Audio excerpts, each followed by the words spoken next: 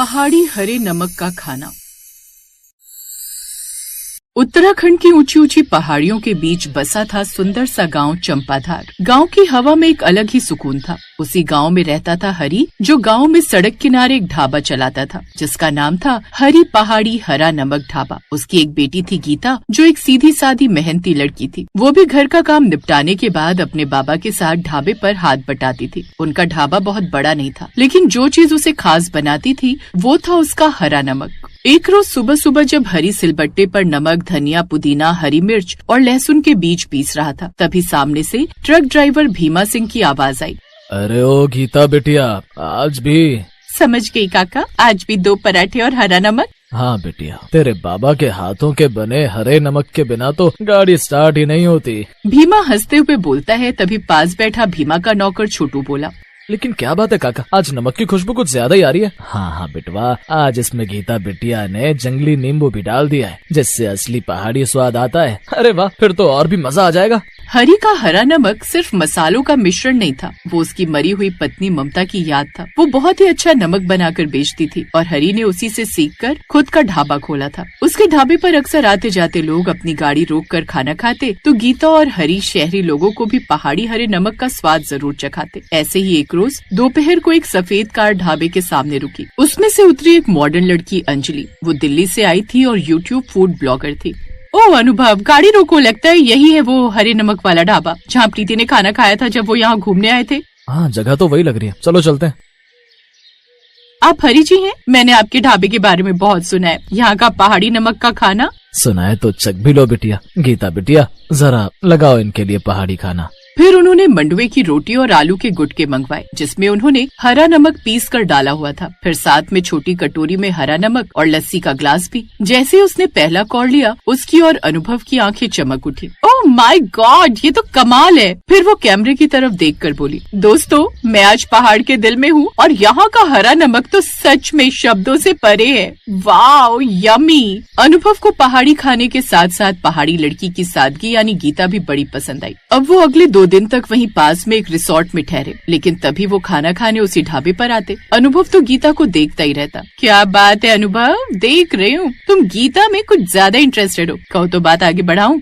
अरे नहीं मेरी माँ, मैं खुद ही उनसे बात कर लूंगा। अब अनुभव हरी से गीता का हाथ मांगता है। शहर से आया रिश्ता देख हरी भी खुशी खुशी इसके लिए हाँ कर देता है। अनुभव भी इस बारे में अपने परिवार से बात करता है और फिर गीता की शादी अनुभव से हो जाती है और गीता शादी कर शहर आ जाती है। शादी को अभी महीना भर ही हुआ था, लेकिन ससुराल की जिम्मेदारियाँ उसने ऐसे संभाल ली थी जैसे बरसों से वो वहीं हो। उसकी सास कमला देवी थोड़ी सख्त मिजाज की थी। मेरी बात कान खोल कर सुन, आज तेरे ससुर जी के दोस्त आ रहे हैं। कुछ खास बनाना पड़ेगा, कुछ स्वादिष्ट बनाना, क्योंकि हमारे यहाँ बहुओं के खाने का हुनर ही देखा जाता है, समझी? जी मम्मी जी। अब गीता के चेहरे पर हल्की चिंता छा गई। क्या बनाऊं? खैर जो भी बनेगा उसमें हरे नमक का तड़का तो जरूर लगेगा। अच्छा हुआ जो मैं अपने साथ हरा नमक पीस कर ले आई थी। अब पहाड़न गीता ने खाना बनाना शुरू कर दिया। कुछ ही देर में उसने दाल मखनी, फ्राई गोभी, मटर पनीर, बथुए का रायता, इसके साथ ही उसने सलाद में प्याज, टमाटर और खीरे का सलाद भी काट लिया और उसमें भी हरे नमक को ऊपर से उसमें डाल दिया। तभी उसकी ननद किचन में आई।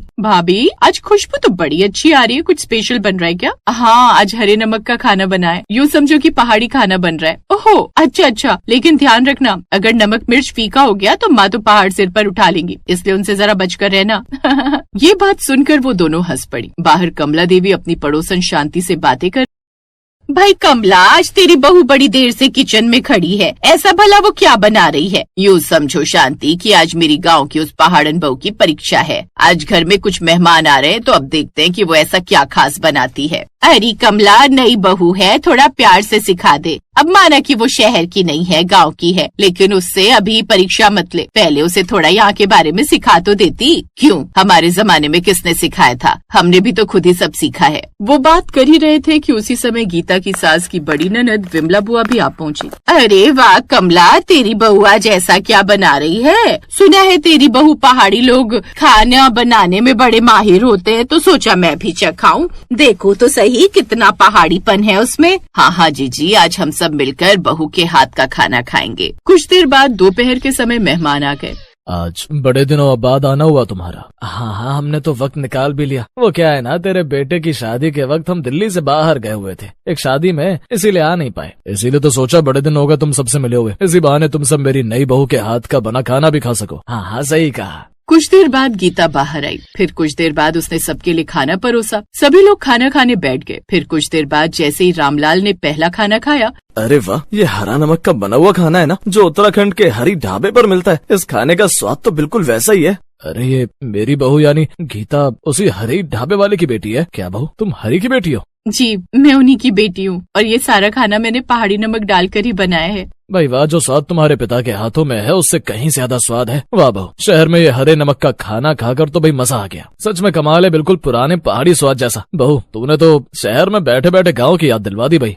हाँ बहू, खाना सच में बहुत अच्छा बना है। ये सुनकर गीता के चेहरे पर राहत की मुस्कान आ गई। चलो ये तो बहुत ही अच्छी बात है, कम से कम सबको ये खाना पसंद तो आया। सभी मेहमानों ने उसके हाथों के बने पहाड़ी नमक के खाने की खूब तारीफ की। फिर सबके जाने के बाद कमला देवी चुपचाप रसोई में आई। बहू, आज तूने मेरा सिर ऊंचा कर दिया। सच कहूँ तो मुझे डर था, पर तूने साबित कर दिया कि तू इस घर की असली बहू है। मेरे बेटे की चॉइस सच में बहुत अच्छी है। इतनी अच्छी बहू तो मैं भी ढूंढ कर नहीं ला पाती। सच में आज नाज है मुझे अपनी इस पहाड़न बहू पर। माँ जी, मैंने तो बस वही बनाया जो मैंने अपने माँ और बाबा से सीखा है। और तेरे माता पिता ने बड़ी ही अच्छी शिक्षा दी है तुझे बेटी। आज से बहू तू बस हरे नमक का ही खाना बनाएगी। हम सबको ये बड़ा पसंद आया। अब कुछ दिनों बाद उनके मोहल्ले में एक मेला लगने वाला था। गीता बहू, हम चाहते हैं कि इस मेले में तुम अपने हाथों के बने हरे नमक का स्टॉल लगाओ, ताकि हम सबको भी तुम्हारे हाथ का बना पहाड़ी हरा नमक का स्वाद मिल सके। ये सुनकर गीता चौंक गई। क्या मैं मेले में? हाँ, देखना ये सबको बड़ा पसंद आएगा। हाँ, मेरी बहू इसमें भाग जरूर लेगी और मैं जानती हूँ इसका बनाया हुआ नमक सबको बड़ा पसंद आएगा। अपनी सास की बात सुनकर अब गीता को भी हौसला मिल गया और फिर मेले में गीता ने बड़े प्यार से हरा नमक बनाया,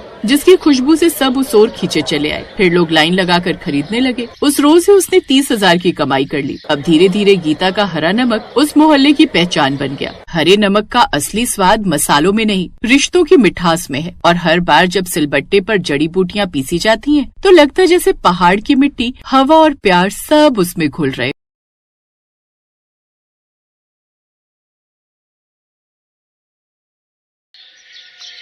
तूने बॉल मुझे मारी कैसे? मैंने तो जानबूझकर नहीं मारी, मैं खेल रहा था तो गलती से लग गई। उन दोनों की आवाज सुनकर उन दोनों की माएं जल्दी से वहां आती हैं। यश, छोड़ो उसे, छोड़ो। अर्जुन, हाथ नहीं उठाते बेटा, उसे लग जाएगी। मम्मी, पहले इसने मुझे मारा है, उसके बाद ही मैंने इस पर हाथ उठाया। अरे ये तो बच्चा देख के नहीं खेल सकता। बहन जी आप अपने। रश्मि ने जैसे किंजल की तरफ देखा तो हैरान रह गई। किंजल, तू यहाँ? रश्मि तू? ऐसा कहकर दोनों स्कूल टाइम की सहेलियां एक दूसरे के गले लग जाती हैं। किंजल, तू तो शादी के बाद नागपुर चली गई थी ना, फिर यहाँ कैसे? हाँ, वो मेरे हस्बैंड का ट्रांसफर अब यहीं जयपुर में हो गया है, तब हम यहीं शिफ्ट हो गए। ओह अच्छा, फिर तो खूब मजा आएगा। अब दोनों सहेलियां एक ही शहर में जो है। अच्छा ये बता, तू जयपुर आ गई और तूने मुझे एक बार भी फोन करके बताया नहीं, ऐसा क्यों? वो मेरा पहले वाला फोन चोरी हो गया था ना, इसलिए सभी नंबर लॉस्ट हो गए थे। ओह अच्छा, लेकिन ससुराल तो तूने मेरा देखा था। कुछ साल पहले मेरे यहाँ एक फंक्शन में भी तो आई थी तू। हाँ, लेकिन अब इतना समय हो गया ना तो मैं एड्रेस भूल गई थी। अच्छा कोई बात नहीं, मैं तुझे एड्रेस दे देती हूँ, तू आना मेरे घर। दोनों सहेलियां बैठकर पुरानी यादें ताजा करेंगे। रश्मि अपना कांटेक्ट नंबर और एड्रेस देकर चली जाती है। ऐसे 3 महीने बीत जाते हैं। एक रोज रश्मि को किंजल बाजार में खरीदारी करते हुए मिलती है। धप्पा ओए, कहाँ गायब है मैडम? मैं कितने दिनों से तेरा फोन ट्राई कर रही हूँ, लेकिन तेरा नंबर लगता ही नहीं। अपना फोन दिखा दो जरा। रश्मि उसका फोन देखती है तो उसका नंबर ब्लॉक लिस्ट में डला हुआ होता है। मेरा नंबर ब्लॉक लिस्ट में? अरे वो शायद अर्जुन ने ना गलती से गेम खेलते हुए डाल दिया होगा। अच्छा कोई नहीं, ले मैंने ब्लॉक लिस्ट में से हटा दिया। अब ये बता तू कब आ रही है मेरे घर? तेरे घर? रश्मि ऐसा कर, इस बार तू आ जा मेरे घर। आ जाऊंगी, लेकिन पहले तू आना। अब बता कब आ रही है? वो क्या है ना रश्मि, अभी तो हमें इनके गांव में कोई पूजा है तो कुछ दिन वहां जाना है। अच्छा ठीक है, लेकिन वहां से आते ही आना जरूर। ऐसे किंजल हर बार कोई ना कोई बहाना करके रश्मि को हमेशा टाल देती। कुछ दिन बाद, नहीं वो क्या है ना रश्मि, अभी यश के एग्जाम होने वाले हैं और ऐसे में मैं इसकी पढ़ाई की तरफ काफी फोकस करती हूँ, तो मैं ऐसे में कहीं आना जाना कम ही प्रेफर करती हूँ। अच्छा कोई बात नहीं, लेकिन एग्जाम खत्म होते ही जरूर आ जाना। ऐसे 7 महीने और बीत गए और फिर एक रोज जब किंजल रश्मि को मॉल में मिली। अब मैं कुछ नहीं जानती, आज तू मुझे बताकर ही रहेगी कि तू हमेशा मेरे घर आने से मुझे टाल क्यों देती है। अच्छा, तो तू जानना ही चाहती है तो सुन। तुझे याद है जब मैं कुछ साल पहले तेरे ससुराल आई थी तो तूने मुझे छोले भटूरे के नाम पर उबला हुआ खाना पकड़ा दिया था। मैंने कैसे उसे हलक से नीचे उतारा था ये मैं ही जानती हूँ। अब तो जान मांग लो लेकिन घर आने को मत कहो। किंजल, आज तुझे मैं अपने हाथों के बने हुए छोले भटूरे खिलाऊंगी। अरे वाह, छोले भटूरे! तो कितने टेस्टी छोले भटूरे बनाती है रश्मि। आज भी मुझे याद है शादी से पहले जब भी तेरे घर छोले भटूरे बनते थे तो मैं उसकी खुशबू सूंघते हुए कैसे तेरे घर दौड़ी चली आती थी। हाँ, और तू उस वक्त वैसे ही खा खा कर इतनी मोटी हो रही थी कि आंटी तुझे तला हुआ खाने के लिए कितना मना करती थी और डंडा लेकर तेरे पीछे दौड़ती थी। आज तो मैं 4-5 छोले भटूरे ऐसे ही डकार जाऊंगी। हाँ, इसलिए मैंने उसमें हींग भी डाला है ताकि उसे पचाने में आसानी हो। ओह, थैंक यू सो मच। अब तू बस परोस दे, मुझसे तो और सब्र ही नहीं हो रहा। कहीं ऐसा ना हो मैं रसोई में जाकर सारी कढ़ाई खा जाऊं। अरे रुक पागल, बस अभी लाई। ये लड़की भी ना बस दीवानी है मेरे छोले भटूरे की। ऐसा कहकर रश्मि रसोई में चली जाती है और कुछ देर बाद डाइनिंग टेबल पर किंजल के लिए भटूरे परोसती है। एक्साइटेड किंजल जैसे ही पहला निवाला अपने मुंह में डालती है तो ऐसा मुंह बनाती है जैसे उसके मुंह में किसी ने कड़वे करेले डाल दिए हो। वाह बहू, क्या छोले भटूरे बनाए हैं। वही तो, ये क्या छोले भटूरे बनाए हैं समझ ही नहीं आ रहा। ऐसा लग रहा है जैसे उबले हुए चावल रख दिए हो और बिना तेल के भटूरे, वो भी बिना मसाले के। अच्छे है ना? हाँ, अच्छे बने हैं, लेकिन लगता है तू मेरे आने पर इतनी एक्साइटेड थी कि जल्दी में नमक मिर्च डालना ही भूल गई। अरे नहीं यार, वो मेरे ससुराल में सब फीका खाना खाते हैं ना, इसलिए। उस दिन के बाद तो मैंने जैसे कसम खा ली, आज के बाद तेरे यहाँ नहीं आऊंगी। अब जान भी मांग ले दे दूंगी, पर बाय गॉड खाने पर मत बुला। अरे यार, सरकारी अस्पताल के मरीजों को भी इतना फीका खाना नहीं मिलता होगा जैसा तूने पकड़ा दिया था। क्या करूँ यार, तू तो जानती है मेरे ससुराल में बूढ़े सास ससुर रहते हैं तो उनको यही खाना खाने की आदत है। खैर कोई बात नहीं, एक काम करना, तू इस संडे अपने पति और बच्चों के साथ मेरे घर आ जा। मैं पक्का तुम सबके लिए बढ़िया सा डिनर बना कर रखूंगी। इसी बहाने तेरे हस्बैंड और मेरे हस्बैंड का मिलना जुलना भी हो जाएगा। रिक्वेस्ट है, देखा मना मत करना। अच्छा ठीक है, तो इतना फोर्स कर रही है तो आ जाऊंगी। फिर संडे वाला दिन भी आ जाता है। किंजल अपने पति और बच्चे के साथ रश्मि के घर आती है जहाँ उसने तरह तरह की डिश तो बनाई थी। सबसे मिलने के बाद थोड़ी देर बाद वो सब बातें करने के बाद एक साथ डाइनिंग टेबल पर आ जाते हैं। वाह, दाल मखनी, पनीर की सब्जी, गोभी, अब तो मजा आ जाएगा। लेकिन फिर जैसे ही वो सब उस खाने को अपने मुंह में डालते हैं तो तीनों का मुंह बन जाता है और अर्जुन तो झट से बोल पड़ता है, मम्मी मुझे ये गंदा खाना नहीं खाना, मम्मी मुझे उल्टी हो जाएगी। अरे ये ऐसा उबला हुआ फीका नमक मिर्च वाला खाना खाने के लिए बुलाया हमें यहाँ? ऐसा खाना तो सरकारी अस्पताल के मरीजों को भी नहीं दिया जाता, उन पर भी थोड़ा रहम किया जाता है, लेकिन तुम्हें हम पर रहम नहीं आया जो एकदम ही फीका और उबला हुआ खाना पकड़ा दिया है। किंजल, क्या इस खाने के लिए तुमने हमें सुबह से भूखा रखा था? बोलो, सुबह से लगी हुई थी, सहेली के यहाँ दावत है, वहीं पेट भर कर खाएंगे।